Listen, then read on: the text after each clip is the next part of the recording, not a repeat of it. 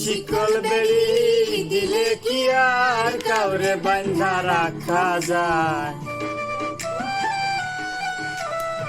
শিকল বেড়ি দিলে কি আর কাউরে বান্ধা রাখা যায়? যদি থাকিতে না চায় কি লাভ হইল শিকল বেড়ি দিয়া পাখির পায়? আমার মন ভোলা পাখিটা এখন উড়িয়া বেড়ায়।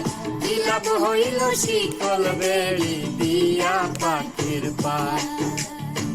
কি লাভ হইল শিকল বেড়ি দিয়া পাখির